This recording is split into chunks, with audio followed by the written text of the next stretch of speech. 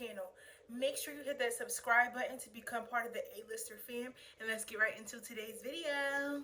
So today's video, in fact, is going to be a Q&A. You could probably already tell by the title. The first question is, what made you really want to start a YouTube channel? So if you guys already or do not already know, I have been doing YouTube for about, I guess you could say, 6 years. I have not been consistent doing YouTube. It may have actually been longer than that. I'm really not even sure. But I used to post videos on YouTube in about 2013 when I had a lot of animals and stuff. So if you are actually still a subscriber from back then, you might know what I'm talking about. I had a whole kind of animal sanctuary, and I really just post videos of when I got a new animal, the care of the animal, things like that. And then in about 7th or 8th grade, when I was actually homeschooled, I made videos because I had a lot of free time on my hands. But when I got to high school, I privated all my videos. That's kind of a separate story within itself. But yes, I've been doing YouTube for a long time. But what made me really want to start YouTube, I kind of missed the question there. What made me really want to start YouTube was, I used to watch tons of YouTubers. And I know a lot of YouTubers that are popular now, but were not popular of those that many years ago. And I watched a lot of YouTubers like CTFXC, Ali Trippy and Charles Trippy when they were married, Jesse and Gina, which is BF versus GF, Prank versus Prank, Pranksters in Love. I watch so many YouTubers. I really would have to sit down with a list and think about who I used to watch back then. And seeing them create their videos and their vlogs, their pranks, and just their funny videos and being able to entertain, I think that's what kind of hit something in me that made me really want to do YouTube. The next question is, where do you see yourself in the next 10 years?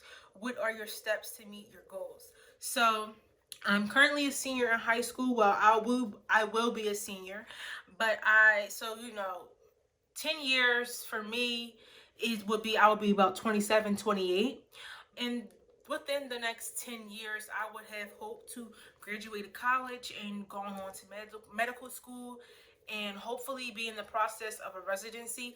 I really want to be a surgeon. That's really my aspirations. That's really my desire in my life. What I really want to be is a surgeon.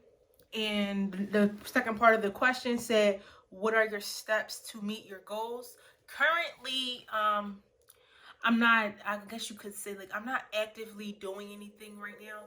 I mean, to strengthen my chances of getting into the college that I think will best benefit me for my journey, I have been doing summer programs, and that's going to be a whole nother video in itself, but I complete summer programs, volunteering, internships, things like that I think will better prepare me for my journey that's going to be coming after high school. What else am I currently doing? I'm currently trying to figure out other ways to broaden my spectrum. I feel like my brain is routed. It just knows science and math so much, and it's not so as creative as I feel like I could be. So I kind of I'm trying to tap into my creative side. Aspirations in life. My aspiration in life is kind of what I answered in the previous question, being a surgeon. I really do want to help people, but not just that way. I want to make YouTube videos to be able to entertain people, even if it's just one person who's having a bad day and they watch my video and feel better. That would make me feel better. They will make me feel good about the hard work that I put into my videos and my editing, my filming, and all of that stuff. That will make me feel good. And I just aspire to help people. I really do want to help people, but I'm not such a social person, if that makes sense. So I kind of feel like a surgeon is kind of closed off a little bit. So that's why, yeah. I also aspire to take care of my family. I think that's important, and I want to do something for the world and just make not I wouldn't I feel like saying make the world a better place is so cliche, but I mean, I just want to implement things that would really help people, females, teenagers, women of color. That's what I aspire to do. On a scale of 8 to 10, how busy would you say you are? Literally a 5. Other than YouTube, I'm not busy. I do nothing. I'm not even gonna lie. Other than, like, especially right now, other than YouTube, I do nothing. Before YouTube was a thing, I played sports after school, so I was pretty busy. Like, I mean, I got up to go to school. I would go to practice, and then from practice, I would go home and do my work, study, and eat, and kind of do it all over again until the weekend. So before this like virus was happening, you could kind of say I was about an 8 or 9. I was pretty busy on a daily basis, but now I'm literally like a 4 or 5. My favorite thing about myself, my favorite thing about myself is that I have an unwavering desire to be great. I want to be great. I want to make change in my family. I'm not saying in the world, I'm talking about my family. I want to be something that my family has never seen before. I want to make those people proud. So, my favorite thing about myself is that I am just so determined to do things and get things done. I'm always looking for new ways to hustle up some money. Listen, life is not cheap, and I'm always on a hustle. If you guys don't know anything about me, one thing that you should know is that I'm always on a hustle. So those are kind of like my two favorite things about myself, is that I'm always hustling, and that I'm just always working so hard and trying to just be better, know, like, to learn more and do new things. Next question is my worst pet peeve. If you guys have not already seen the video called Things People Do That Piss Me Off, you should definitely go watch that, because there's literally a whole list of pet peeves in that video. But the thing that makes me the most mad, I would probably say probably a liar. And what I mean, like, when I say a liar, I mean that type of liar that lies but know that you know the truth, but they know that you really do know the truth, but they're going to continue to lie, even though that you have like a literal documentation with their signature on it, and like they know that, but they're going to continue to lie.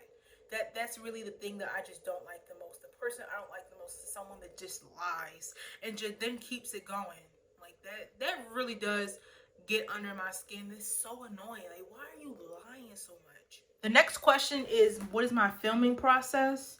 I actually can make a detailed video on this, and I actually do have plans somewhere in the next few weeks to make a video dedicated to my filming process. But just to give it in like a short version, I have a ring light. I have a big ring light. I hope the lighting is good. And I have a tripod, and I have my iPhone 11 Pro Max, which the camera is so good. And I typically keep a mirror to the side of me so I can kind of see what I look like at all times. Like, you probably have seen me bring this into the shot a few times. And I sit behind, like, in front of a plain wall. This wall is plain. It's nothing going on this wall. I like videos that are simplistic. I feel like if a lot of things are going on in your background, I'm not watching you. I'm watching the things that are going on in your background. So I kind of try to keep my background simple. I might actually be changing it up soon. I have no idea, but for now, it's just a plain gray color, gray blue wall. The next question is, what makeup products do you prefer or use? So as for right now, I can kind of just tell you what I have on my face. I have a James Charles mini palette. On my eyes, I have the L'Oreal, I think, brow dip pomade, whatever you want to call it. I have some Anastasia Beverly Hills on my lips. Well, on top of that, I have the Sephora lip gloss. I'm gonna like do an in detail video of like my makeup routines and stuff, so you can kind of see the product, the actual products. But one thing that I really do like right now, my foundation.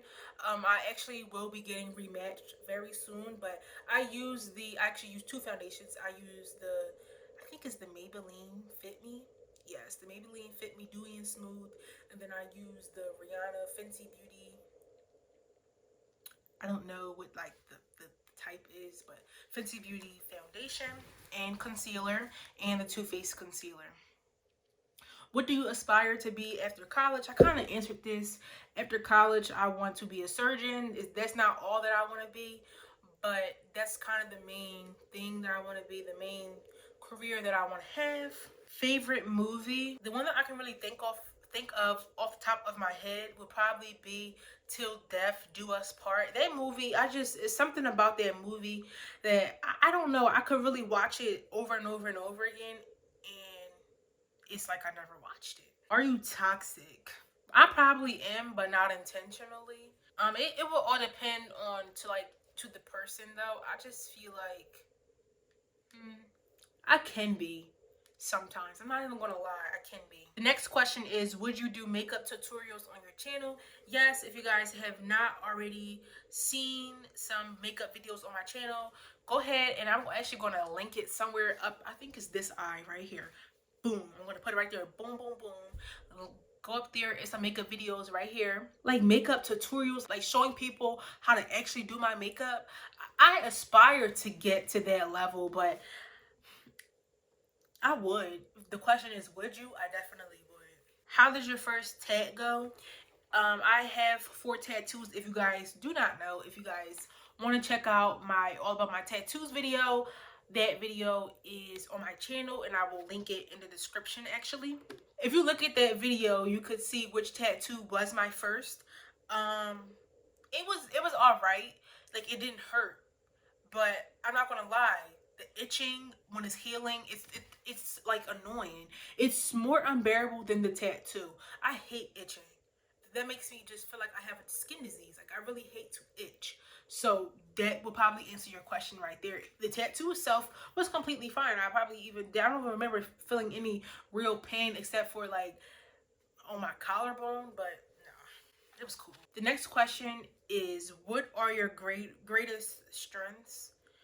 I feel like my greatest strengths as a person is being able to overlook like a physical aspect, like the first layer. And even this comes to people, like being able to overlook a physical aspect about a person and really be able to understand that person based off of the inside and not the outside. The next question is, what career path do you plan on pursuing, and what made you choose that career path? I kind of already answered this, but I'm going to go ahead and touch base on it one more time. I want to be a surgeon and a few other things. Like, I'm not going to really get into detail about those things, but for the most part, I want to be a surgeon. And what made me choose that career path was I watch a lot of surgeon shows. Like, that's all I really watch. But even before then, I've always had an interest in the medical field. So, and just being, I really do like going to the doctors. Like, I really do. I'm fascinated. But so, me and I guess you could say just influence and understanding the actual career as a whole made me really take a likening to it. What is my dream car? Honestly, I don't really have a dream car. I feel like everyone's dream car would be like a foreign or something. But honestly, I would be cool with like a 2020 Toyota or Kia or something. But like, if I really had to go really big, just get me a Bentley or a Rolls Royce. The next question is, how did you get into the summer programs that you were in? If you probably don't even know this, but I do summer programs every single summer, except for this summer, because due to the coronavirus, all my summer programs actually got canceled. So I doubt I will be able to even get into any.